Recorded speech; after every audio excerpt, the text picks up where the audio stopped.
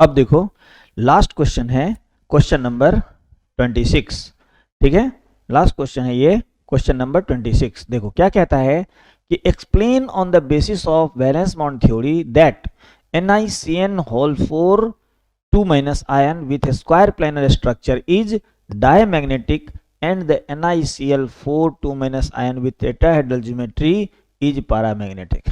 ठीक है, तो यहां पर वैलेंस बॉन्ड थ्योरी के आधार पर आपको कहा जा रहा है। ठीक है, हमको पता है कि NiCN4 ये जो है स्क्वायर प्लेनर स्ट्रक्चर है। देखो यहां पर ध्यान देने वाली बात है, स्क्वायर प्लेनर स्ट्रक्चर है और NiCl4 ये कहता है कि टेट्राहेड्रल ज्योमेट्री है। ठीक है, तो देखो सबसे पहला चीज ये हो गया कि स्क्वायर प्लेनर ज्योमेट्री के लिए हाइब्रिडाइजेशन क्या होना चाहिए। स्क्वायर प्लेनर ज्योमेट्री के लिए हमारा हाइब्रिडाइजेशन होना चाहिए DsP2। ठीक है, और टेट्राहेड्रल ज्योमेट्री के लिए क्या होना चाहिए, टेट्राहेड्रल ज्योमेट्री के लिए हमारा हाइब्रिडाइजेशन होना चाहिए sp3।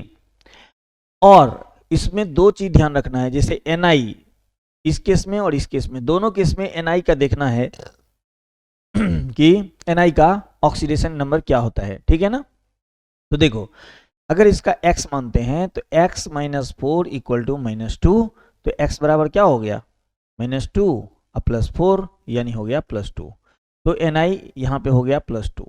ठीक है, इधर देखो यहाँ क्या होगा, x -4 इक्वल टू -2, तो यहाँ भी x बराबर क्या निकलेगा +2। ठीक है, तो हम लोग लेंगे NiCN4। देखो CN4 2 माइनस, तो इसमें क्या होगा कि Ni पर क्या है चार्ज 2+, तो इसका जब हम लोग लिखेंगे इलेक्ट्रॉनिक कन्फिग्रेशन तो Ni का आता है कितना 28।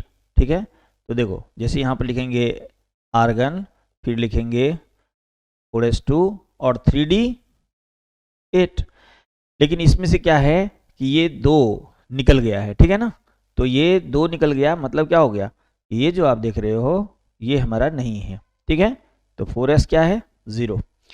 तो यहाँ पर जब भी इस टाइप का आएगा तो हमको चाहिए कितने वैकेंट ऑर्बिटल, 4 नहीं, ये जो है NiCN का कितना लिखा हुआ है 4, ये 4 लिखा हुआ है, तो 4 वैकेंट ऑर्बिटल हमको चाहिए।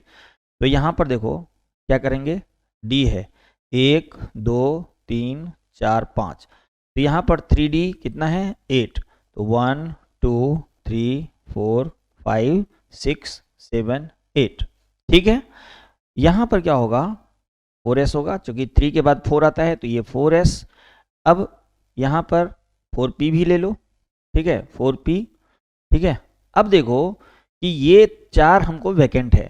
ठीक, तो अगर हम लोग इस 4 ऑर्बिटल को लेते हैं, 4 वैकेंट ऑर्बिटल को, तो हमारा हाइब्रिडाइजेशन हो जाएगा 1s और 3p, तो sp3 हो जाएगा। लेकिन यहाँ पे NiCN4 में कह रहा है कि स्क्वायर प्लेनर स्ट्रक्चर है, इसका मतलब उसका हाइब्रिडाइजेशन क्या होना चाहिए DsP2। इसका मतलब है कि D का एक ऑर्बिटल खाली है जिसको हाइब्रिडाइजेशन में दिखाया गया है। ठीक है ना, तो इसका मतलब है कि ये इलेक्ट्रॉन आ गया कहाँ, यहाँ। बात समझ में आ रही है, तो ये इलेक्ट्रॉन कहाँ आ गया इसमें, तो यहाँ पर हम लोग कह सकते हैं कि इसका मतलब है कि ये CN लिगैंड जो है ये क्या कर दिया, ये इसको पेयरिंग करवा दिया। ठीक है ना, तो यहाँ पर पेयरिंग हो गया, तो जब पेयरिंग हो जाएगा तो क्या होगा, देखो हो जाएगा 1 2, इसमें भी पेयरिंग, इसमें भी पेयरिंग, इसमें भी पेयरिंग, इसमें भी पेयरिंग, और अब क्या हो गया, तो यहाँ से देखो ये खाली, ये खाली, ये खाली। ठीक है ना, तो यहाँ पे आप क्या देख रहे हो, अब आपका हो गया DsP2। ठीक है, तो वैलेंस बॉन्ड थ्योरी के आधार पे स्क्वायर प्लेनर स्ट्रक्चर अगर होता है तो यहाँ से हमको ये पता चल गया कि CN जो है ये क्या है, स्ट्रॉन्ग लिगैंड है जो क्या करता है, पेयरिंग करवा देता है। अब हम लोग देखते हैं NiCl4 में। ठीक है ना, तो NiCl4 2 माइनस ये है, तो इसमें भी क्या देखे थे कि Ni का ऑक्सीडेशन नंबर कितना +2, तो ये भी हम लोग लिखेंगे आर्गन 4s0 और 3d8। यहाँ पर क्या हो रहा है कि जब हम लोग लिख रहे हैं इस तरह से 3d8, तो 1 2 3 4 5, तो इसमें क्या हो रहा है कि 1 2 3 4 5 6 7 8, यहाँ पर है 4s और यहाँ पर है p3, ठीक है 4p। तो देखो यहाँ पर भी 4 ऑर्बिटल चाहिए, वैकेंट ऑर्बिटल, ठीक है ना, ताकि ये इसके साथ बॉन्डिंग कर सके। तो वैकेंट ऑर्बिटल हमारे पास में 4 है और यहाँ पर कह रहा है कि इसका हाइब्रिडाइजेशन क्या है sp3, इसका मतलब है कि इनर ऑर्बिटल यूज नहीं हुआ है, यहाँ पे आउटर ऑर्बिटल यूज हुआ है। इसका मतलब है कि s यहाँ से लिया गया और 3 p का ऑर्बिटल यूज हुआ और क्या हो गया sp3। इसका मतलब है कि Cl ऐसा लिगेंड है जो कि पेयरिंग नहीं करवा सकता है। तो इस आधार पे हम लोग कह सकते हैं कि Cn स्ट्रॉन्ग लिगेंड होगा क्योंकि ये पेयरिंग करवा देता है, ठीक है, और Cl क्या होगा, ये वीक लिगेंड होगा, ठीक है, क्योंकि ये पेयरिंग नहीं करवा सकता है, ठीक है ना।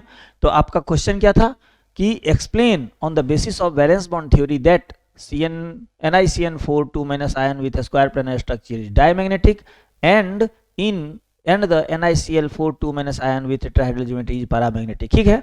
तो देखो यहाँ पर क्या हुआ कि सारे के सारे क्या हो गए, पेयर्ड, तो ये पेयर्ड हो गए, इसीलिए ये क्या है डायमैग्नेटिक, यही तो हमको प्रूव करना था। तो ये हो गया क्या डायमैग्नेटिक। और यहाँ पर देखो कि इसमें 2 अनपेयर्ड इलेक्ट्रॉन है, 2 अनपेयर्ड इलेक्ट्रॉन, ठीक है ना। तो यहाँ पर 2 अनपेयर्ड इलेक्ट्रॉन है, इसलिए इसको हम लोग क्या कह देंगे, पारामैग्नेटिक। समझ में आ गया।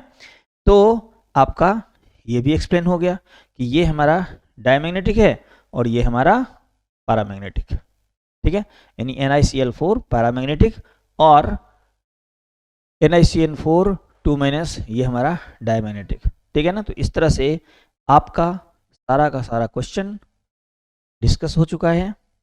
अब आप इसको एक एक करके बढ़िया से समझिए और इसे याद करके